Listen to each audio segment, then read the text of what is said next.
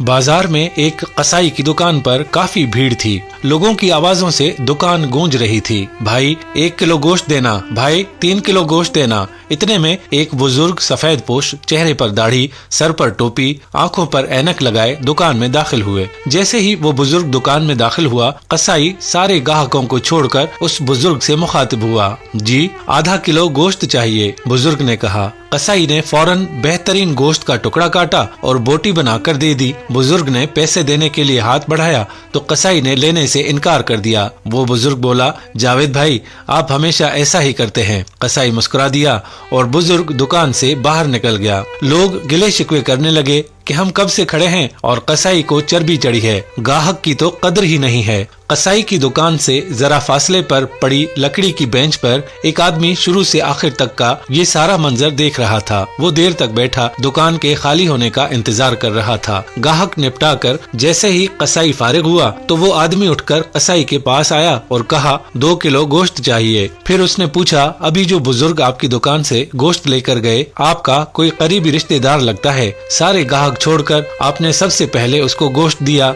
कसाई मुस्कुराया और बोला, जी नहीं।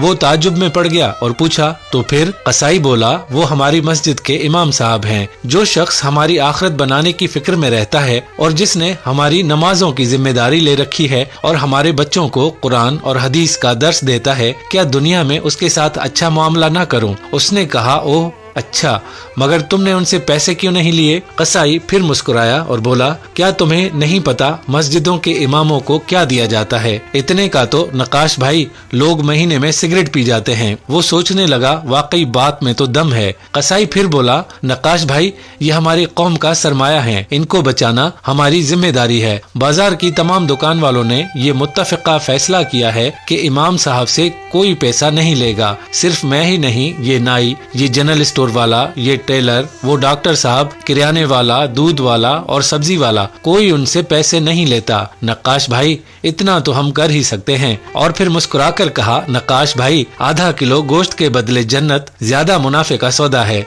ये लीजिए आपके गोश्त की थैली। उसने पैसे कसाई की तरफ बढ़ाए और कहा, पर भाई, मैं तो जॉब करता हूँ, काश मैं भी आप लोगों की तरह इन मौलवी साहब की कोई मदद कर सकता। कसाई ने कहा, बहुत आसान है, सामने गली में इमाम साहब ने साइकिल बनने के लिए दी है।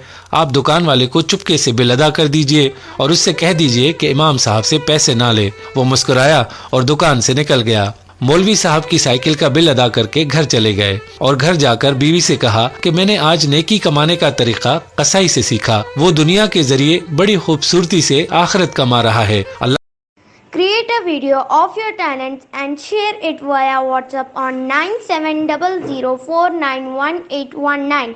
If you are new to this channel, then don't forget to subscribe. Thank you.